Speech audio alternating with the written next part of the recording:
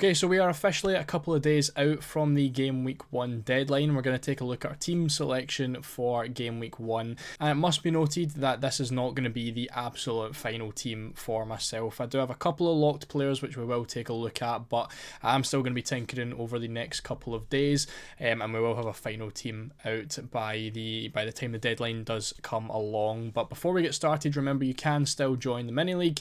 The link is in the description, and you can also type the code in on screen if you do want to get involved in that. We're trying to get as many people in as possible. But starting us off, we are going to take a look at our goalkeepers and our defenders. Now, this hasn't been something that has really changed too much for me. Mainly the goalkeeper position. We have Sanchez in goals and we have Dubravka as the backup, and I don't really think there's going to be any changes to this, and there really hasn't been since the first draft. Sanchez has been my number one goalkeeper since I first made my draft, and I think last week's draft also had Sanchez in there. Dubravka has now come in there as the apparent 4 million goalkeeper. He seems to be the only decent one available. It has a little bit of an injury problem with him, but I do not plan on bench boosting fairly early on. We will speak about a little bit more about that when the full team is on screen. But with Sanchez, I think he's the easiest goalkeeper to pick. I think at 4.5 million, there's not really a lot of good options, and at 5 million, Sanchez really does stand out. I really like the Chelsea defence right now. You know, towards the end of the season, they really did look a lot stronger. I think it was 5 clean sheets in their last 9 games they kept in the Premier League, and they kept 4 clean sheets in the Club World Cup as well. So they have been really solid, recently in defence, and that is why I have went with the double up as well with Cucurella in there too. Now, Cucurella is a new addition to the team. I have had Virgil van Dijk in there pretty much since day one, and he has now came out. Now, my reason for taking Van Dijk out at the minute, he is definitely still in my thoughts, but I think I'm just a little bit wary of the Liverpool defence. I think the Community Shield, it could be a little bit knee-jerk, but they did concede a few goals in there, and the Liverpool defence looks very open. I think Kerkez and Frimpong are getting forward a ton, and it is really leaving the 2 centre-backs on their own. I think with the lack of a proper number 6 for Liverpool as well, could see them concede a lot of goals this season. Now, Van Dijk is definitely going to be in my thoughts, and I definitely think I will have him at some point this season because his defensive contributions are really nice and one of the best for, one of the top team defenders. However, I think he's just someone that I'm going to wait and see with for the first few, and as I said, I really like the look of the Chelsea defence. And as you can see with Cucurella's pre-season as well, mainly looking at those heat maps, I think it was in the game against Milan that I'm looking at, you can really see the penalty spot of how much he did play up the field, which is, obviously huge for someone who's going to be playing in defence. And I think there's a lot of good, clean sheet opportunities for Chelsea in those first 6 games. And Cucurella is very capable of scoring, getting assists, even getting big hauls as well. So he is someone I'm going to go with, I think, off the start. I'm not fully locked in on it, but I really like the prospect of having him. And I'm not really seeing him in a lot of teams right now either, with Van Dijk being a very popular choice. So I think maybe going against him and going for Cucurella, it feels a little bit of a safer option off the start. I'm not really going to get any defensive contribution points from Cucurella, so I would be hoping for clean sheets and attacking returns. But again, couple weeks down the line, again, Van Dijk has Newcastle and Arsenal in the first 3 matches.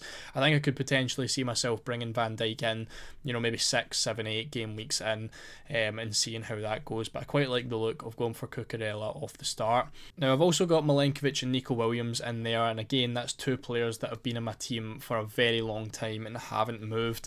I like the idea again of the Nottingham Forest defence. They do have the best defensive fixtures as well in the first 6 game weeks with 1.3 expected clean sheets, which is the most out of any other team. So I really like the idea of doubling up on those. And this table is taken from Fantasy Football Hub as well, where you can sign up right now for 50% off. It is only a pre-season deal, so you only have a couple of days left to do it. Make sure you'll use the link in the description. If you do want to sign up, you'll get fantastic value over the course of the season. But I really like the prospects of the Nottingham Forest clean sheets, and of course Nico Williams and Milenkovic are fantastic for defensive contributions. So I think the double up just makes a lot of sense for me. Defcon's, attacking returns from both Milinkovic and Williams is definitely a possibility, and of course the clean sheets as well. So I really like the idea of doubling up on those guys. And I've also got Diouf from West Ham as my 4.5 million defender. Now, I'm not 100% on him at the minute, but attacking wise he looks fantastic. You can see in pre-season as well where he has been playing for West Ham. He played the first match against Man United at right mid, then he played left attacking mid, and he's played the last 2 games at left wing back for West Ham as well. So very capable of playing in the attack, and again as a defender that is perfect for what you need him. But even as a left wing back, he has been playing very high up the field, and I think I can really see him getting a lot of shots off, getting a lot of crosses into the box and picking up some assists. So I think he's definitely one of the better value 4.5 million defenders. I can't see him again getting a lot of defensive contributions, but attacking wise he could be a nice little gem in there. Then of course we have Esteve in defence as well. Again, not 100% on him, but for me he's definitely the best 4 million defender available. Now moving into the midfield, I have went very, very template with this one. I do have Salah in the draft, and I'm not going to lie, I've not made a single draft without Salah in there. I think he's got to be the first player in the team, even at 14.5 million. He's set a record-breaking season last year, and there's just no way that I am going to go without him this year. He's the second most owned player in the game behind Cole Palmer right now, and again, Cole Palmer is also in the draft. 2 players I think could start the season fantastically, and I don't want to back against them. It's a common FPL saying, you can't win FPL in game week 1, but you definitely can lose it. And I think if Salah or Palmer, do fantastically at the start of this year, you really could be chasing for the remainder of the season. It was something I paid the price of last year, going without Salah at the start of the game, and it took me until game week 12 to get him in, and my rank was just red arrow after red arrow after red arrow. So I don't want to be in that position again, and at the end of the day, Salah can always be downgraded. If he does have a poor start to the season, he's the most expensive player in the game, and I can just move to someone else like a Florian Wirtz, a couple game weeks in. If I was to go without Salah, I'm going to struggle hard to get him into the team and free up budget to fit in a 14.5 million player. So that's why I've got Palmer and Salah in. I've got Bruno Fernandes in here as well. I started the season with him last year as well, and he was a very frustrating player to own. I think his defensive contributions look really nice. He's still going to be on set pieces for Man United, and in pre-season I think he's got 3 goals and 2 assists, even playing in that deep role. So I think he's very capable of still picking up attacking returns. A little bit expensive at 9 million, but I still really like the prospects of his points, and I think he can do really well this year. I do again prefer him to Florian Wirtz. I know he's going to get minutes, I know he's going to play every single game. I think Man United without Europe this year could do quite well as well with all their new signings, Premier League proven signings as well. I think Bruno could really have a really good season this year, and I'd rather go for him than someone who is going to be new to the league. I think that is something I've kind of focused on for my team in game week 1, is trying not to go for new players and go for the solid, known FPL assets, and Bruno is 100% one of those. I've got Ndiaye in there as well. He's definitely the most popular 6.5 million midfielder, obviously on penalties for Everton, and I don't think the Grealish transfer is going to affect him too much. I think either him or Grealish plays in the 10, with one of them playing out on the left as well. So I think Ndiaye he's definitely one of Everton's best players, and Everton fans don't seem to think that the Grealish signing is going to affect him in any way at all. So I think he's not locked for me as well. I quite like the looks of someone like Declan Rice, who again is going to get minutes, is going to be a lot more solid, but then Ndiaye at 6.5 million, and again he's someone who is very, very highly owned at the minute. I'd rather just not back against him, and if he doesn't start off well, I can always just use a transfer and go to someone else. And then finally, I've got Elliot Anderson, who I have been a little bit 50-50 with at 5.5, because there does seem to be a lot of decent options around that area. There's the likes of Arias, who again is someone I'm definitely keeping my eye on. If he takes penalties for Wolves, he could definitely come in at some point. But again, new to the league, new to the system, don't want to back him in game week 1 before really seeing seeing what he's like. There's also Reinders, who's very popular. Again, I don't know how his minutes are going to be at Man City, so I'm going to wait a couple of weeks and then I can potentially bring him in. At least I know with Elliot Anderson that he's got seasons to back him up. Last season his defensive contributions were fantastic, averaging over the amount needed to get the 2 points every single game. So if Anderson can pick up 4 points every game, it almost equals what Morgan Rogers got last year, and that's just with defensive contributions in every single game. He's also capable of scoring and getting assists with 2 goals and 6 assists last year, and he's also on corners for Nottingham Forest. So he's another one that has kind of been noticed quite a lot by the FPL community, and he is quite highly owned.